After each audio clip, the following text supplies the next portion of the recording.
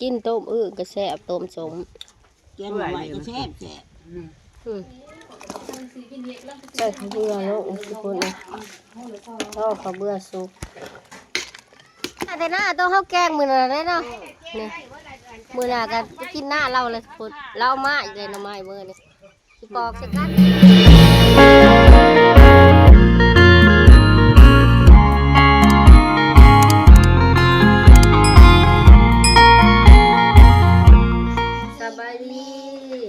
สบายดีพ่อแม่พี่น้องมือนี้พบพ่อกับเจ้าดาที่เก่ากับน้องไข่มุกนะทุกคนน้องไข่มุกกับแม่จิมาแกงหน่อไม้นะน้องไข่มุกกับแม่จิมาแกงหน่อไม้ทุกคนมือนี้หน่อไม้ห้าวกับผู้น้องใหญ่เลยนะทุกคนเอื้อยเพิ่นเก็บมาให้นี่แต่ก็เพื่อนเพิ่นนี่หน่อไม้ห้าวสดๆเลยเขาสิแกงมือนี้นะอร่อยปะอร่อยมากินแกงหน่อไม้น้ำกันได้ทุกคนเฮ็ดกับมี่ได้พี่น้องเพิ่นเอามานี่แม่อ้อยเนาะช่องแม่อ้อยคนหากินเพิ่นหามาเฮ็ดฮ้อนกับมี่แม่อ้อยคนหากินเพิ่นหามานี่ทุกคนนี่แล้วก็มียังจีกับเขียดกับมี่หูทุกคนเลยซ้ำสิใส่นี่มีครบมือนี่ซาดาสิแกงหน่อไม้เลยมื้อนี้เด้ปลากับมี่แต่ว่าบ่ใส่ดอกใส่เขียดกับจีนี่ก็พอเลยนะมาปอกกันนี่มาปอกไม้แก้มือนี่ทุกคนมือนี่บ่ได้ออกไปหน้ามือนี่เพราะว่าบ่มีหมู่ก็ต่อยกับเมื่อบาดนะทุกคนเมื่อย่ามแม่เพิ่นเป็นเมื่อยก็ต่อยเพิ่นเมื่อบาดก็อากะแกงน้ำไม้กินกับแม่อยู่เมื่อแหละค่ะก็พวกเอื้อยและพี่น้องทุกคนจะกินยังถอกหน้าเปียกไว้จะเล่นดูก็ต่อยกับเมื่อบาดแม่แพทย์ชรากับเมื่อเฮ็ดเรียกนะทุกคนวันจันทร์เพิ่นเมื่อเฮ็ดเรียกเพิ่นเป็นพยาบาลนะเฮ็ดเรียกอยู่ห้องหมอแล้วก็เลยเมื่อเฮ็ดเรียกเราบ่ได้อยู่เนี่ยต่อยกับเมื่อบาดเมื่อ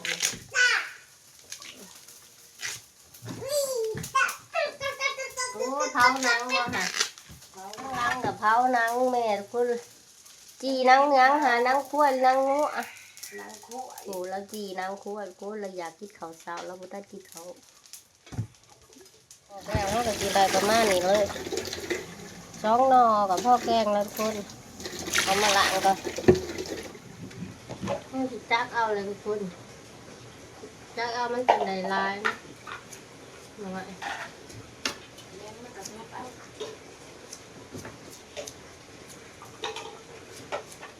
มันเป็นยังมันสิตาย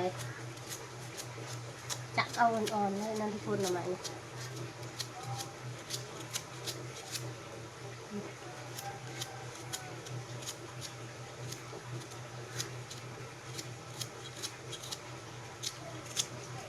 ก็แล้วเรียบร้อยแล้วทุกคนเขาจักเอาเราจะนำไปต้มเลยนะน้ำใหม่สดๆมันต้ม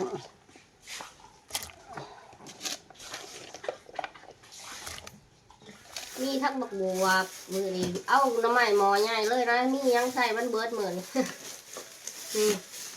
บัวนี่อ่อยเอามาทุกคนบัวปลูกเองบัวปลูกเองมีหน้าแมวเอามาตัวนี้ใส่แกงน้ำใหม่แล้วก็มีเฮ็ดนั่งผ่านนะทุกคนเลยหลายอย่างจีมันก็ไม่ถิ่มเบิดแล้วมันจะเน่ตายไปแล้วก็เอามันไตที่ลูกให้มันไตเลยนี่มันไตแล้วนี่มันเน่าเลยช่วงนี้เบิ้งตายบ่แล้วนี่มาหยิบมาใส่แกงน้ำใหม่คนเอาหมอใหญ่เลยเนาะไม่ใช่บักเตอร์ไม่ใช่แซ่บน้ำกันเหมือน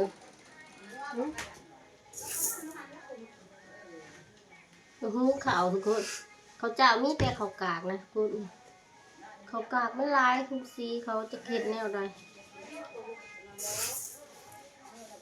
เขาจะเอาซ้ำนี่นะเขากากเป็นยูปุ่นละทุกคนนี่ราชีเอามาหุงที่กับแกงหน่อไม้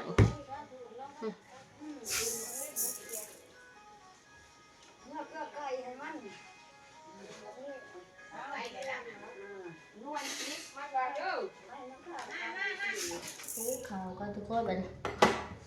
จีได้บ่ได้ฝากไว้ตัวนี้เนาะ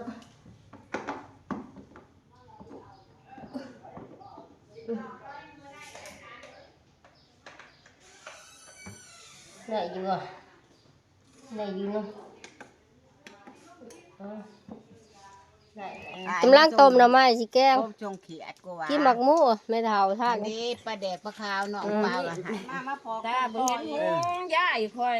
ก็เด้อว่าว่า บ่เห็นหูแล้วดีว่าเลย อย่าปะ ว้าวว้าว เว้าอีหยังโอ้ยไผละเว้านี่ เอาเว้า เออ ท่านชื่อไม่เท่าอะ บ่เห็นหงเด้อ บ่เห็นหง สบายดีว่า สบายดีเด้อลูกเด้ออยู่ดีมีแรงโชคมัน นี่ เบิ่งในเด้อเบิ่งคนเฒ่าในเด้อ ข้าวต้มถาทั้งนี้เอามาปอกต่ออีกก็เดี๋ยวมาใส่กันอีกเดี๋ยวมาได้เต้นบ่เบิ่งมื้อนี่ เขายางที่จัดเองว่าทำบ้าน เอาเสียงแหละโอ้ยเอาบักพริกมานี่กับผักแวนนี่ท่านเพิ่นเอาผักแวนเข้ามานี่ทุกคนที่แกงหน่อไม้พอดีเลยมาปอกใส่อีกนี่นะทุกคนหน่อไม้ไล่นี่พญายทอดเอาเข้ามาน้ำล้างก็ปอกใส่กันอีกมันเบิด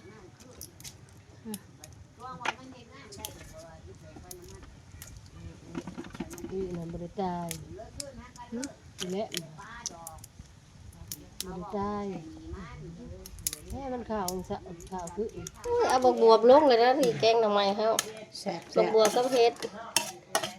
นี่โอ้ อันนี้ได เต็มหม้อเลยนะเนี่ยนี่กิน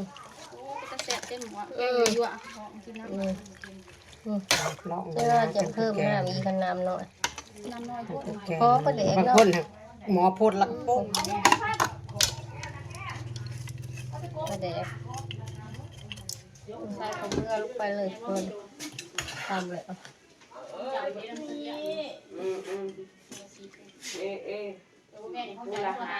กับเดี๋ยวนี้แน่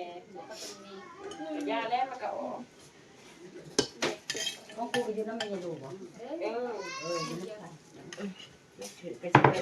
เด็กยังไม่ทราบนี่จะมันสิกินเด็กแล้ว ใส่ข้าวเบื่อลงทุกคนเลยทอดข้าวเบื่อสุก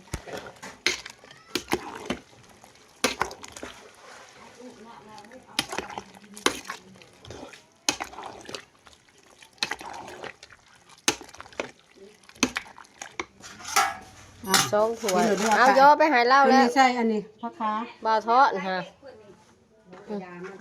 มา ให้ขายเหล็ก โอ้โหห้าวกับพร้อมกินกับแกงเลยเนาะทุกคน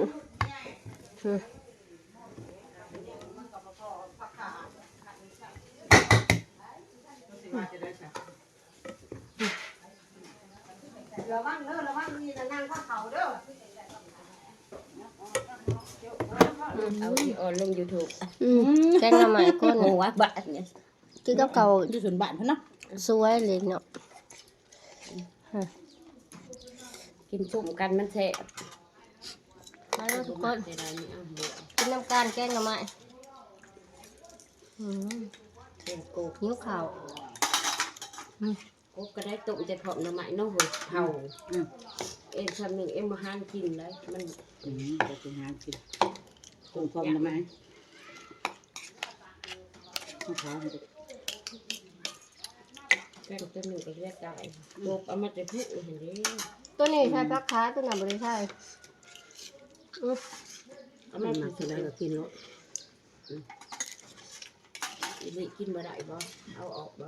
เอาไปจับไว้อะไรเดียว แกงใส่กระเจ้าหอมกว่านี้อีกเพิ่นบ่เห็นนะ เขาก็เลี้ยงกับกระจายนะ กระเจ้าเนี่ยปลาแดงเนี่ยคือแกงเกลือโอ้ยแซ่บ เผ็ดแห้งกู หอม ขอบคุณค่ะ เอามือ มันเป็นเที่ยงได้เราหิวเหมือนกัน ฮะเข้ามาแต่งานบักเนี่ยแล้วก็บ่ได้ออกจะได้ แซ่บ ไม่ ร้อ เท้า แซ่บ กิน ร้อ หอมก็ย่างทุกคนไม่เท้าแล้วจะเงินจะไปเบิ่งเราแล้วกินได้อยู่บ่ไม่เท้าส ต้ อ อง งค หาน ดีกินน้ำกันนะ อยู่ผมหอมย่างไม่เท้าสองคนกินแล้วบ่กินได้บ่แกงหน่อไม้ฮะใส่แล้วไม่เท่าบอดบ่ได้กินบ่ อย่างนี้ กินต้มอึ่ง ไปได้ กินนี่อู้เท้าตัวนั้นแล้วแซ่บดอก เรากินได้แกงหน่อไม้ เขาแกงหน่อไม้ให้กิน กินหลาย นี่แหละเขาลงคลิปนะ ๆกินหลาย เบ้าน้ำเขาแน่ว่าแกงหน่อไม้มาเด้อพี่น้องกินแกงหน่อไม้น้ำไม่เข่าเด้อ ๆ เขาลงคลิป แกงละไม้เด้อ แซ่บเนาะ แซ่บหลาย อืม ร้านแกงเจ้าก็ว่า ร้านแกงแซ่บหลายมาเด้อมาเด้อ เมื่อเท้าเอิ้นกินข้าว เห็นหุงจับบ่ละแจ่ว พี่น้อง มุก เอ้ ไม้ ย เท้า กินต้มอื้อก็แซ่บต้มสม แกงหน่อไม้ก็แซ่บแซ่บ อืม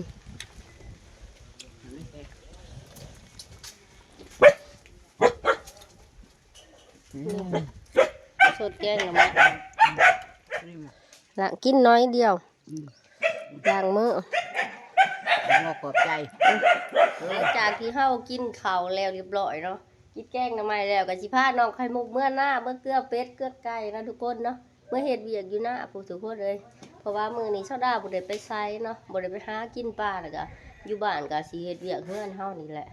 สิพาเราเบื่อเกลือเป็ดเกลือไก่อยู่หน้าเนาะหน้าถือของไปใช้แม่งแค้นบ่โอ้เจ้าสิมานบ่มื้อนี่มางโอ้ไปเมื่อหน้าซะของเฮียเดี๋ยวของเฮียเมื่อหน้าน้ำหนองไข่มุก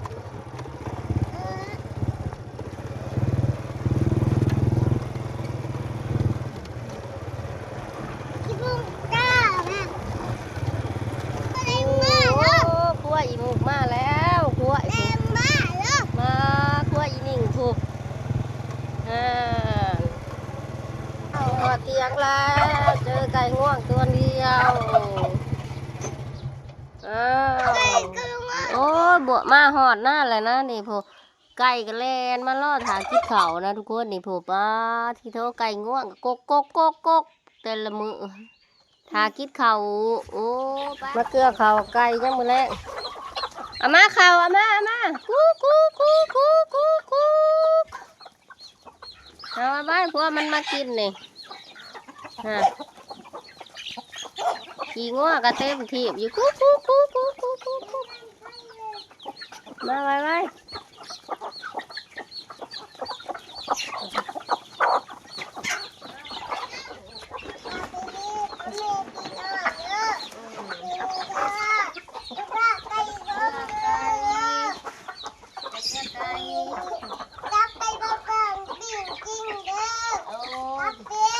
จะจับปีกบ่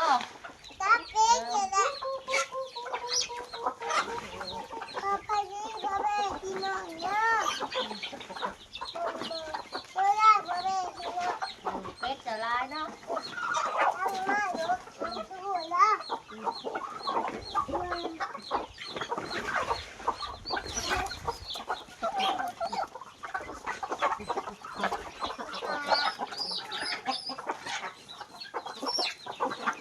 งาจะกินข้าวแบบนี้เป็ดก็เหลือ3 ตัวตดโปดเขาเจ้าลากเอาทุกคนเลย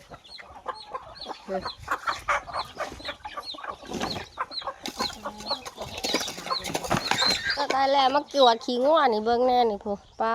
โธ่ขี้งัวหลายพูมา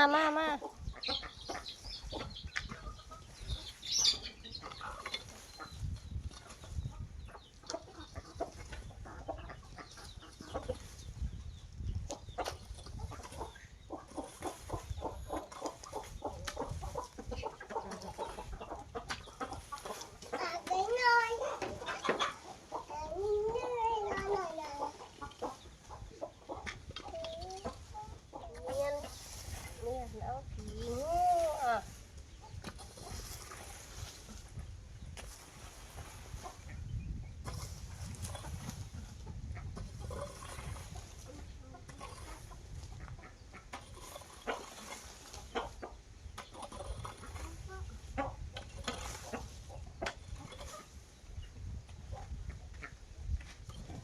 มาเบิกตีนรถ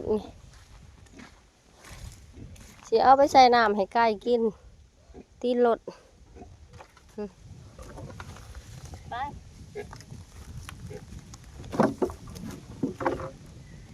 เอาไปใส่น้ำให้ไก่กิน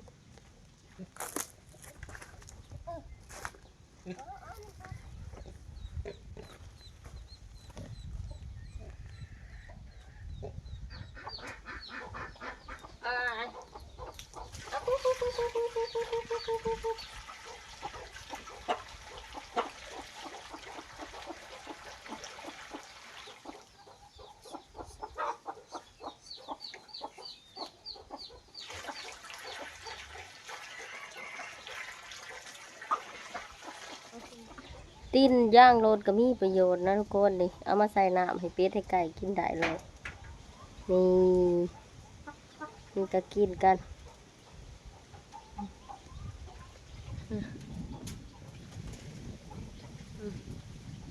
เบียกเกลือไก่แล้วก็มาเกลือหมูเอาห้ามให้หมูตักใส่ช้อนลูกสาวเห็ดเบียกก่อนทุกคนจะน้อยสิขี้ขะใหญ่มากเลยให้มันใส่ได้เดี๋ยวจักถ้วยละตักใส่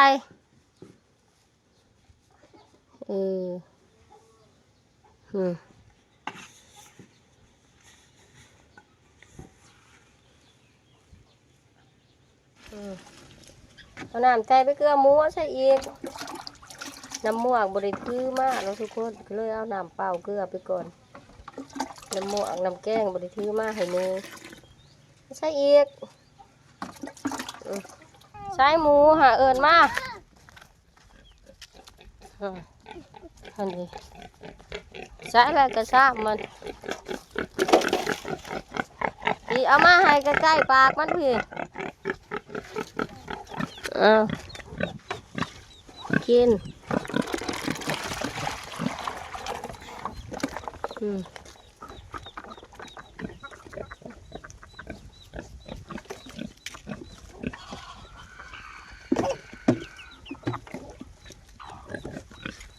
ไปเก็บเอาให้มันกิน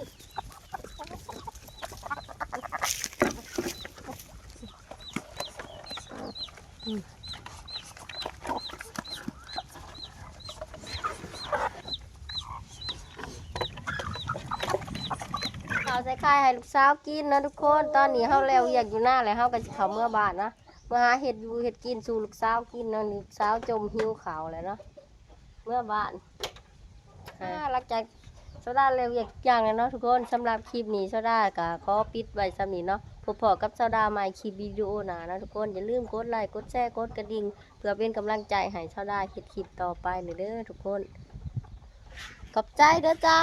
บอกเลยบอกพี่น้องเนี่ย